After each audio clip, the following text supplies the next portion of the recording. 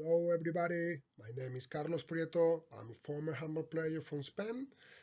Nowadays I'm a member of the scientific expert group from the European Handball Federation, and I'm also running a non-profit organization called Athletes Inspire Children. The research for today, the abstract that I would like to share with you, is about the main obstacles in sport practice of young people with a migrant background and the social factor as a valid approach. This will be the agenda for today. As you can see, we will be going through different stages from the research. The data, this information is only is a part of a bigger project that we are running also for the European Commission. We started last year. The project is called Inclusion Through Sport, and we are doing partnership with different countries, and the results that we found in Germany through our organization is the different points that we will be watching right now. We found out this situation. We all of us know that we have a problem in sport because the new generations are practicing less and less sport. And we found that in different areas, in different circles, is more relevant and more dangerous than in others. We find out that girls have a big problem, especially if they have a migrant background, because the numbers show us that they are quitting sport as faster as the girls, for example, teenagers, that they don't have this migrant background. There are different factors there. It can be age or nationality, but one of the biggest or the strongest factors here is the language barrier. In Germany, for example, the teenagers that are coming, or maybe that they are living already here in Germany, but they don't have enough experience with the language, that they are not talking German language at home. They have more problems to be a part of a community, to be a part of a team. That's why they try, but they quit. So we found out that that can bring them some lack of sense of belonging because they could not communicate as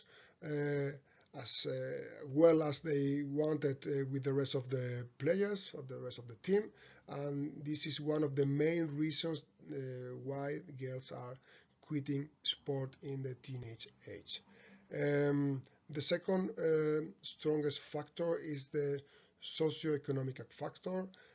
We have seen also that the families that they are having some issues with in economical or in finance, they also quit in sports. We don't know really why, maybe because of the membership to be part of a club or association, but this is the second factor that we find out. The risk about this situation is that we are losing girls year after year, and that could be a problem, a negative impact for the competition.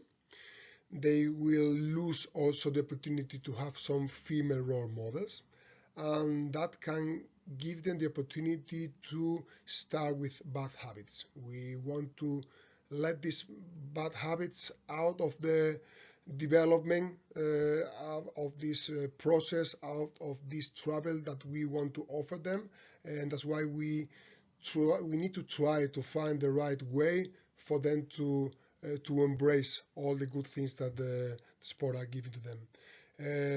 The second risk is the health issues. We know that we can get really good effects when we are practicing sport. If not, we could have some overweight problems, some obesity problems, and also not less important, some mental stress. The third factor of risk is the lack of integration and social inclusion that can affect also directly as a person, like things like loneliness or depression. All of us, we would like to avoid this situation, especially in these ages. The main actors that we found out in the research are also the clubs and associations.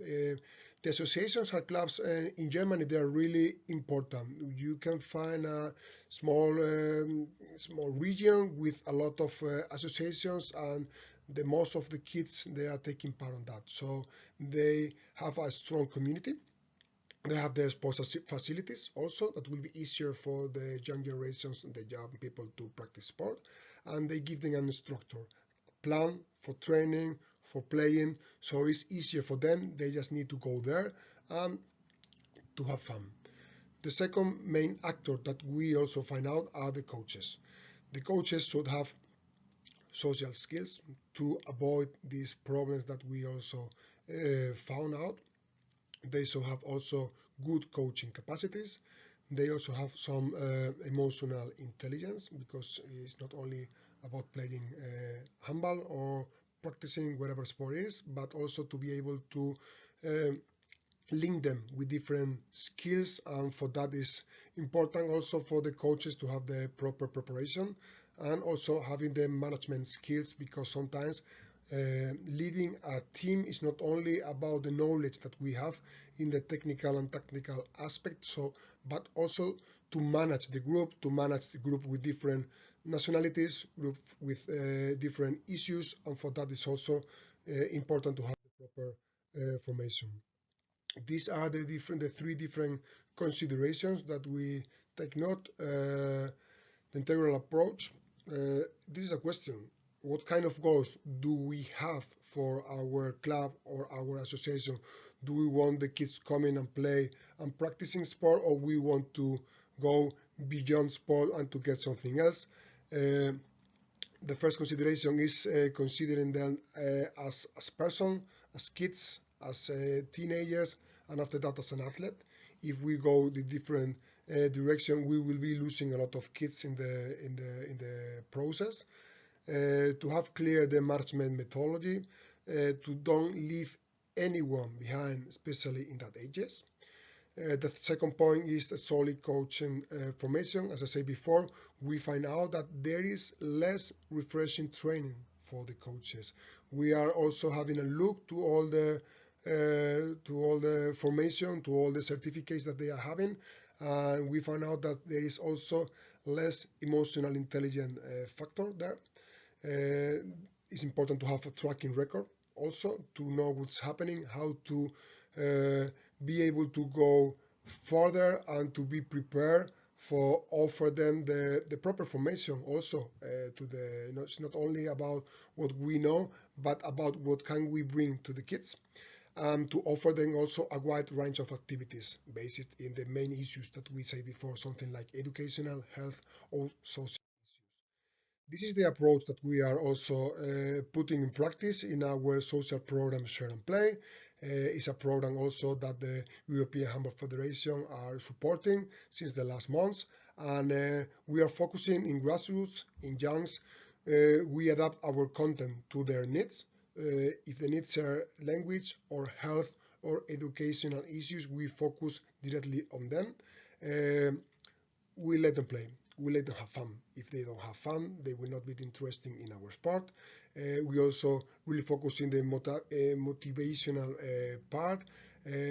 We challenge them every day. We put the level higher and higher after every practice, and we offer them the security to be a part of something, to have a comfort zone when they can improve, where they can explore, when they can have really good experience with each other. And this is how we approach this situation. We have been doing that for years. Now with this research through this other social program, we are more and more sure that we are going in the good direction. And we want just to let you know the importance that the clubs, the association, and the coaches have in this process. If we are not focusing the right things with the kids, we will be losing them. That's why it's really important, not only in Germany, but in the rest of Europe, to have the right approach and to let them play, to let them have fun, and just to keep them focusing in sport. Thank you very much for your attention. You have some information here about our webpage. You can contact us anytime. Bye-bye.